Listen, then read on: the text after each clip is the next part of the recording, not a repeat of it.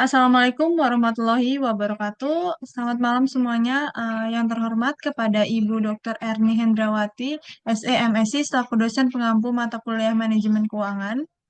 Jadi di sini kami dari kelompok 12 ingin mempresentasikan hasil diskusi kami mengenai tugas proyek startup terkait usaha yang kami pilih yaitu usaha laundry. Materi pertama akan dijelaskan oleh saya sendiri yaitu Adelia Naraswari. Kemudian ada Muhammad Rezi Rohim, Yeni Agustina, M. Arif Setiawan, M. Rizky Fadila, dan yang terakhir ada Asmi Zahran Hamka Dinata. Oke, pendahuluan.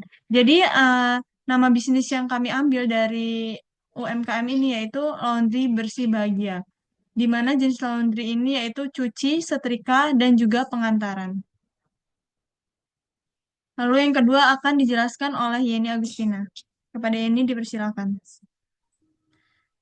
Selanjutnya ada alasan memilih bisnis. Jadi, alasan kelompok kami memilih bisnis laundry itu yang pertama karena permintaan laundry di kawasan lokal dan sekitaran kos-kosan atau apartemen itu terjangkau semakin meningkat. Kemudian yang kedua itu modal yang lebih kecil dan resiko yang lebih terukur. Ideal untuk memulai bisnis untuk berskala kecil. Kemudian yang ketiga itu agar potensi keuntungan yang besar dengan pemasaran yang tepat dan layanan yang baik. Next.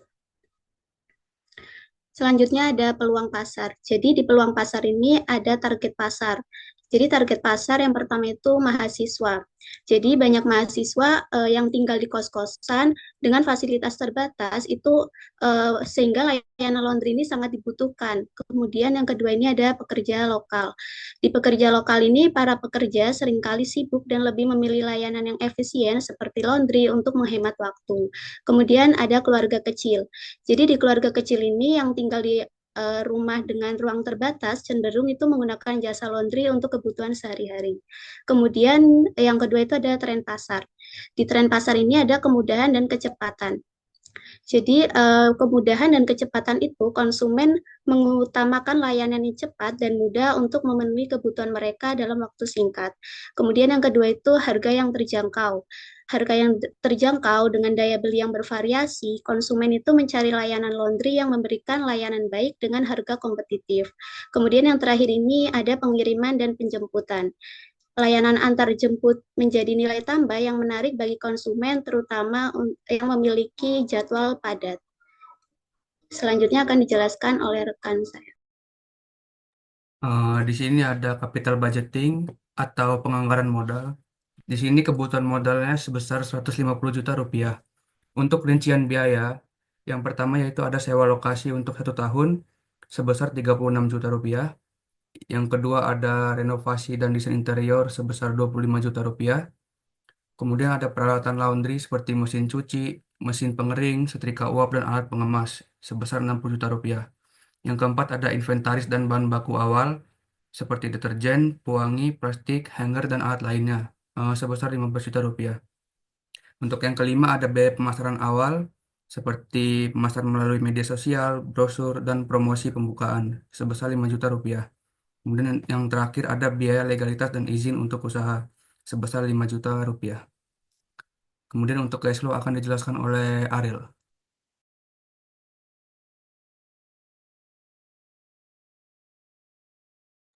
Baik, selanjutnya di sini ada cash flow, yaitu di sini cash flow selama setahun.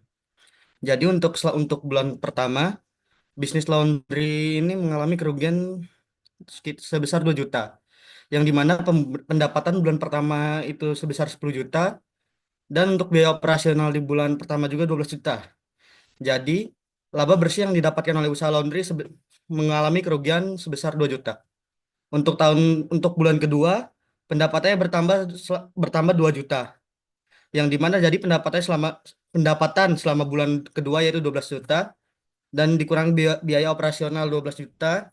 Jadi untuk usaha laundry tidak untuk usaha laundry mengalami tidak mengalami kerugian dan tidak mengalami keuntungan. Dan untuk bulan ketiga, usaha laundry mendapati pendapatan sebesar 14 juta dan biaya operasional yang dikeluarkan sebesar 13 juta. Yang dimana menghasilkan laba bersih sebesar 1 juta.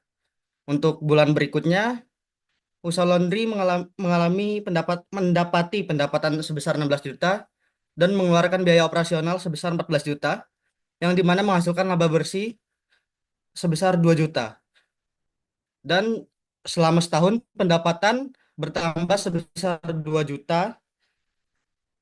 Jadi untuk per bulan pendapatan yang dia raih mengalami penumbuhan sebesar 2 juta.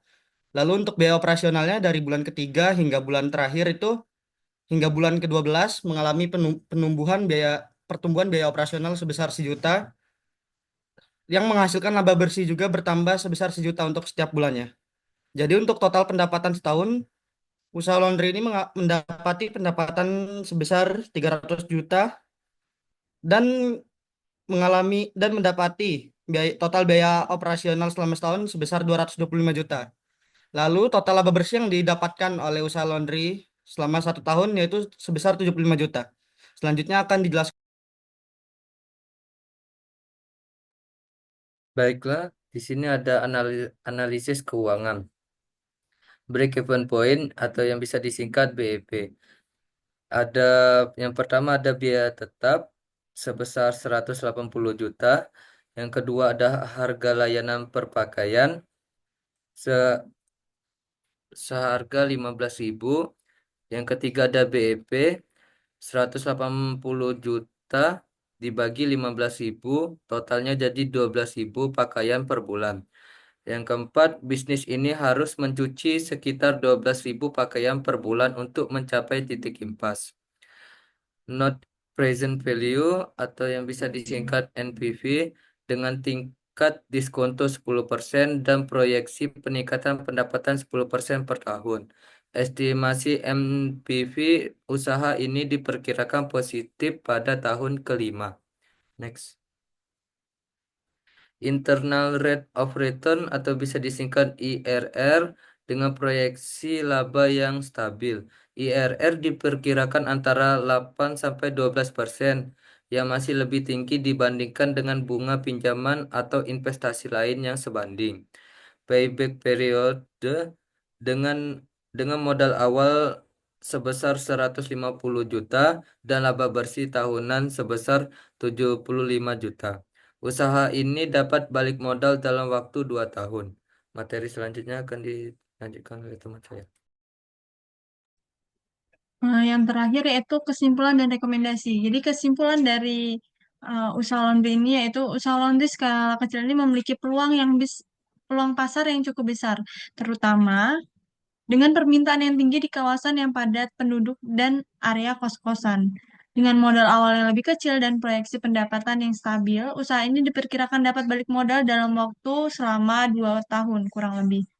Laba bersih yang terjangkau dengan NPV dan IRR positif menunjukkan bahwa usaha ini layak dijalankan dan menguntungkan. Next, rekomendasi dari usaha ini yaitu yang pertama promosi lokal. Fokuskan pemasaran melalui media sosial dan promosi langsung di kawasan kos-kosan atau perumahan sekitar. Yang kedua yaitu layanan antar jemput yang biasa menyediakan layanan antar jemput laundry dengan biaya tambahan yang terjangkau untuk menarik pelanggan yang sedang sibuk.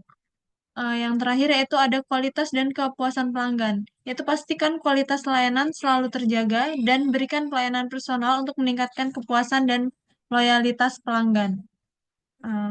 Baik, itulah penjelasan presentasi dari kelompok kami. Terima kasih atas perhatiannya. Saya akhiri. Wassalamualaikum warahmatullahi wabarakatuh.